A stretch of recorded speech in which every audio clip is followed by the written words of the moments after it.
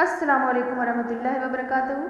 लेकर हाजिर हुई हूँ बहुत ही ख़ास वीडियो, सजदा तिलावत का आसान तरीक़ा। सजदा तिलावत किस तरह से करना है, उसका आसान और मसनून तरीक़ा है, वही को यहाँ पर बयान करने जा रही हूँ। इससे पहले आप लोगों से मेरी रिक्वेस्ट है, गुजारिश है कि वीडियो को लाइक कर लें और चैनल पर नए हैं तो ज़रूर से ज़रूर सब्सक्राइब कर लें।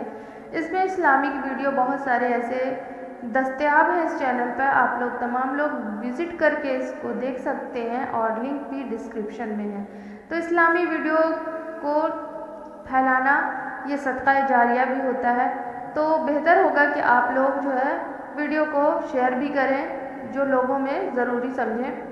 देखिए कि सजदा तिलावत का जो मसनून तरीक़ा है वो इस तरह है कि सजदा तिलावत में पहले पीछे दोनों बार अल्लाहु अकबर कहना सुन्नत है और पहले खड़े होकर फिर सजदा में जाना और सजदा के बाद खड़ा हो जाना, ये दोनों क़याम मुस्तहब है। अगर सजदा तिलावत से पहले या बाद में खड़ा ना हो या अल्लाहु अकबर ना कहा या सुभान रब्बी अला ना पढ़ा तो भी सजदा अदा हो जाएगा, मगर तकबीर छोड़ना नहीं चाहिए कि सल्फ़ के ख़िलाफ़ है। सजदा तिलावत के लिए अल्लाहु अकबर कहते वक्त न हाथ उठाना है, न इसमें तशहद है, न सलाम। आपको बस अल्लाहु अकबर कहकर डायरेक्ट सजदे में जाना है। कल कुरान शरीफ में 14 आयतें सजदा तिलावत की बताई गई है। ये तमाम टोटल जो है वो 14 आयतें हैं सजदा। इनमें से जो आयत भी पढ़ी जाएगी, पढ़ने वाले और सुनने वाले दोनों पर सजदा वाजिब हो जाएगा। सुनने वाले ने सुनने का इरादा किया हो या ना किया हो, अगर कानों में आवाज़ जाएगी जहाँ पर सजदा ज़ोर से पढ़ी जाएगी सजदा के पास, इसलिए हुक्म है कि जो पढ़ें तो आहिस्ते पढ़ें ताकि जो भी सुनेंगे जिनके कानों में ये सजदा तिलावत का जो वहाँ पर का दायरा है वहाँ पर से हमें सजदा करने का भी हुक्म हो जाएगा और उस पर भी वाजिब हो जाएगा जो कि कुरान पाक सुन रहे हैं। इसलिए बेहतर होगा कि जब सजदा आने लगे तो उसको आहिस्ते से पढ़ें उस आयत को।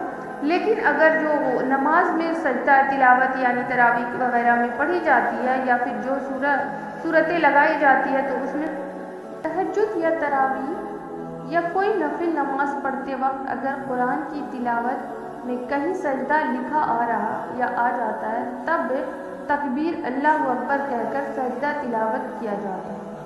अगर आप नमाज की हालत में नहीं हैं और वैसे ही कुरान पढ़ रहे हैं और कहीं कुरान में सजदा लिखा आ जाए तब भी आप तकबीर या बिना तकबीर के सजदा तिलावत कर सकते हैं।